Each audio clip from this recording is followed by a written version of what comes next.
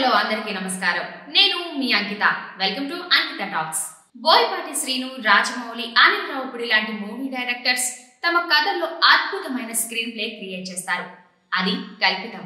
కానీ కొందరు రాజకీయ నేతలు తమ స్క్రిప్టులను మూవీ రైటర్స్ కన్నా అద్భుతంగా తయారు చేసుకుంటారు. కానీ ఫెయిల్ అవుతూ ఉంటారు. కొన్నిసార్లు వర్కౌట్ అవ్వచ్చేమో కానీ ఎక్కువ సార్లు తమ గొయ్యి తామే తవ్వుకుంటారు. అలాంటి సొంత స్క్రీన్ ప్లే క్రియేట్ చేసుకొని తప్పును కప్పిపుచ్చుకోవడానికి మరో తప్పు చేసి అడ్డంగా దొరికిపోతున్నారు. అధికారంలో తమ ప్రభుత్వం లేదు. ఎక్కడ చిన్న తప్పు చేసి దొరికిపోయినా బయటకు రాకుండా స్క్రూలు బిగించడానికి రెడీగా ఉంటారని తెలిసి కూడా కొంతమంది నేర స్వభావం ఉన్న వైసీపీ నేతలు తమ సిల్లి ప్రయత్నాలు మానుకోవడం లేదు. చట్ట వ్యతిరేక పనులు చేసి దొరికిపోతున్నారు. నిజానికి ప్రస్తుత ప్రభుత్వం వీరు తప్పులు చేసేదాకా ఎదురు చూస్తున్నారు. తప్పులు చేస్తున్నారని తెలిసి కూడా పట్టించుకోవడం లేదు. మరో తప్పు జరిగిపోయాక వారికి మరిన్ని నట్లు బిగిస్తున్నారు. చాలా కేసులున్నా మొదట్లో వంశీని పోలీసులు అరెస్టు చేయలేదు. కానీ వంశీయే కెలుక్కున్నాడు. టీడీపీ ఆఫీసుపై దాడి విషయంలో ఫిర్యాదు చేసిన వ్యక్తిని కిడ్నాప్ చేసి ఫిర్యాదును వెనక్కు తీసుకునేలాగా చేశాడు. ఇలా చేస్తున్నాడని ఇంటెలిజెన్స్ కు తెలియదా? తెలుసో తెలీదు కానీ తెలిసిన ఆపేది కాదేమో. ఎందుకంటే వంశీని బుక్ చేయాలంటే ఆ తప్పు చేయాలి. చేసేదాకా చూసి ఓ తెల్లవారుజామున అరెస్టు చేసి తీసుకొచ్చారు.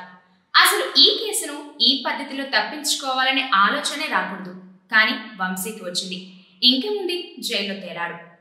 రాజకీయ ఉన్మాది, రౌడీ షీటర్ అని ముద్ర వేసుకున్న బోరుగడ్డ అనిల్ కి కూడా అలాంటి ఆలోచన వచ్చింది. మహా అయితే మరికొన్ని నెలల్లో ఏదో విధంగా బెయిల్ వచ్చేదేమో.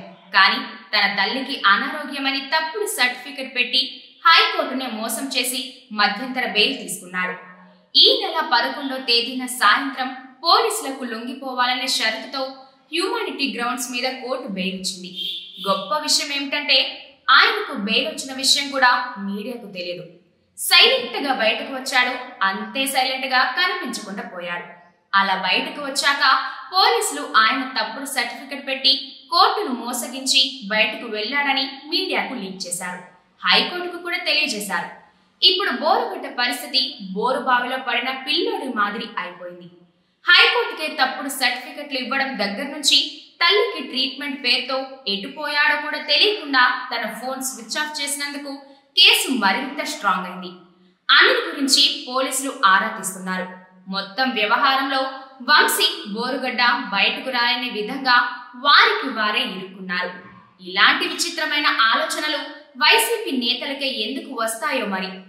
అధికారంలో ఉన్నప్పుడు నోటితో అనకూడని మాటలు అని ఆడవాళ్ళని, పిల్లల్ని కూడా వదలకుండా బూతులు తిట్టిన వారు అధికారం కోల్పోయాక పడరాని పాటలు పడుతూ ఉన్న ఇలాంటి వారిని చూసి ప్రతి ఒక్కరూ లెసన్ నేర్చుకోవాలి.